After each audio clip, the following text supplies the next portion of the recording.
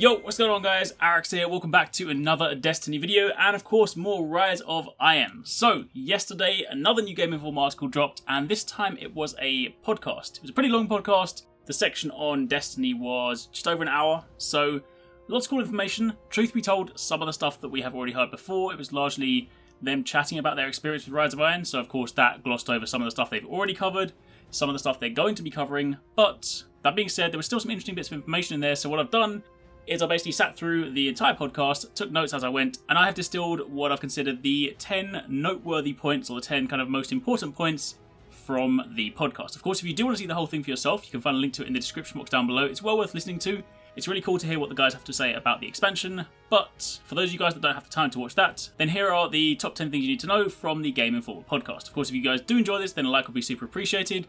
Comment down below and let me know what you think, but let's get started. So, kicking things off with number 1. The theme of the new Wrath of the Machine raid is collision, or as one of the developers at Bungie said, pardon my language, but smashing shit against other shit, basically. There is obviously a big emphasis on big machines, things that are chasing you, trying to crush you. Of course, that's kind of evident if you look at the trailer, what they call the Death Zamboni, jokingly. This sort of machine that's chasing you, and of course the Guardians are running away from it. I've said before that I am kind of hoping, and I think that this might be some sort of next level jumping puzzle meets boss fight, where you have to make sure you're on point with your jumping whilst also trying not to be killed. It could be kind of cool.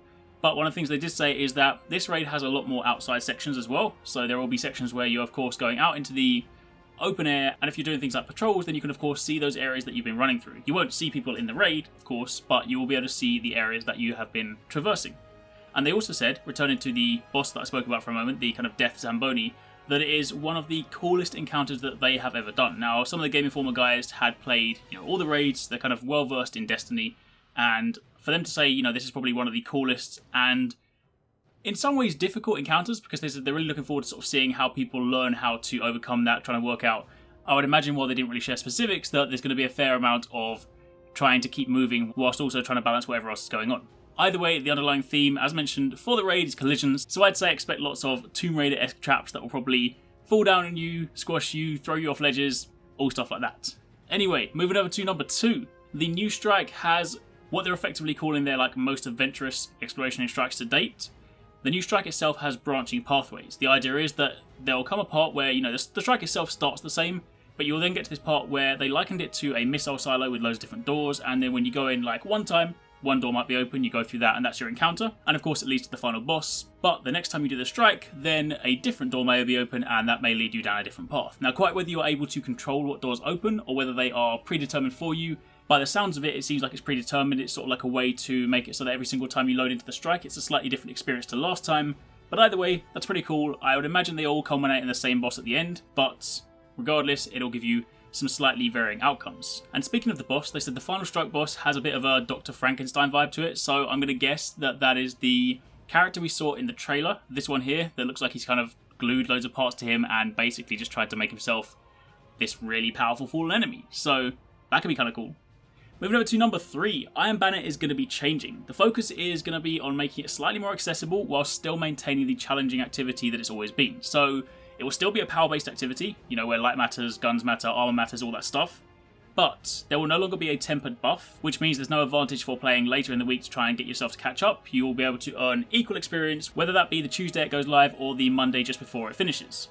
Also, part of this kind of attempt to allow people to play anytime, however they want, they have also made it so that you can wear whatever you want during Iron Banner. So, as you guys know up until now, if you want to try and get the most XP, then realistically you would play later in the week to take advantage of the tempered buff, plus you would wear the class item, the shader, and the armor pieces. But that is a thing of the past. You can now wear whatever you want and get the same XP as someone wearing full Iron Banner gear. So I would imagine now Iron Banner gear, shaders, emblems, all that stuff is really just a case of if you want to have it, you want to sort of say, look at me, I'm an Iron Banner guy, then you can. But besides that, I would imagine there isn't really any bonus.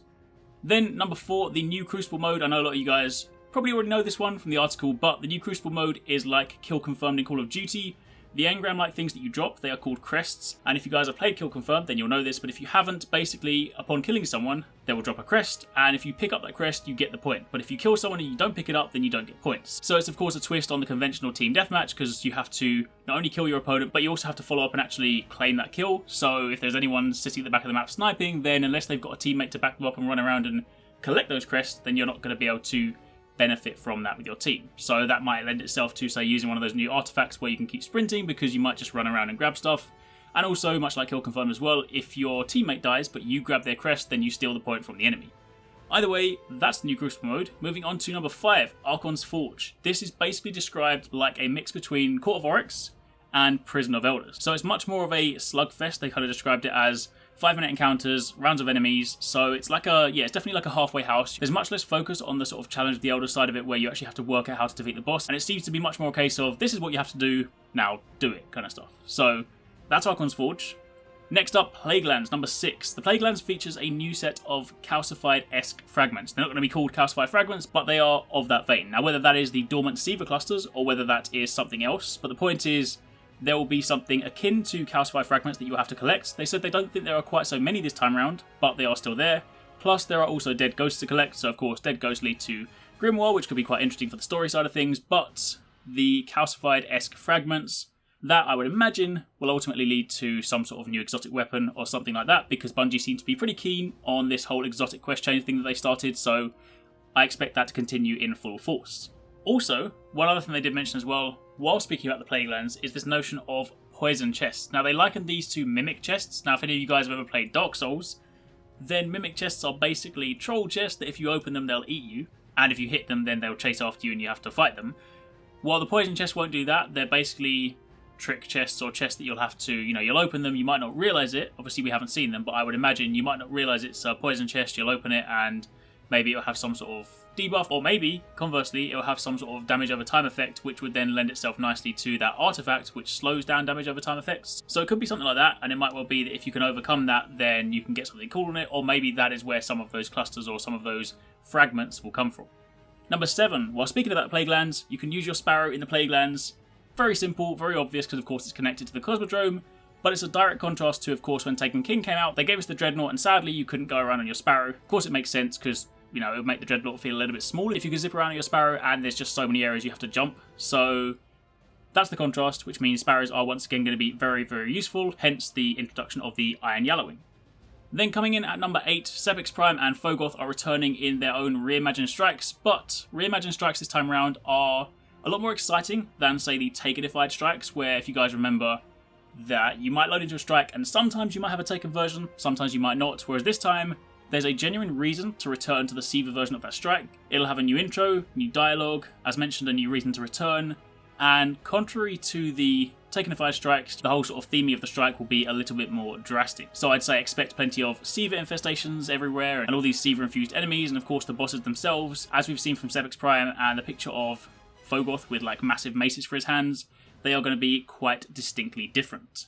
After that, number 9, in terms of scale, they said that the Rise of Iron is not going to be quite as big as Taken King. Now, of course the price point reflects that, because Rise of Iron is a little bit cheaper than Taken King, but the reason they said that is do take into account that Taken King changed a lot of things and introduced a lot of new things. So of course they introduced 3 new subclasses, which they're obviously not doing in Rise of Iron, plus they fundamentally changed the way that we use light, because prior to Taken King, light was a completely different ballgame, so they changed that as well. So Taken King, of course, mixed up a lot of things, there were a lot of drastic changes, and they had the new content on top, and it felt a lot bigger because, of course, they introduced things like, the quest system, new area, a load of the sort of collectibles, exotic quests, all that stuff. So, because there was so much new stuff in Taken King, it felt like a massive expansion. Comparatively, Rise of Iron, content-wise, in terms of items, gear, customization, collectibles, quests, is probably comparable to Taken King.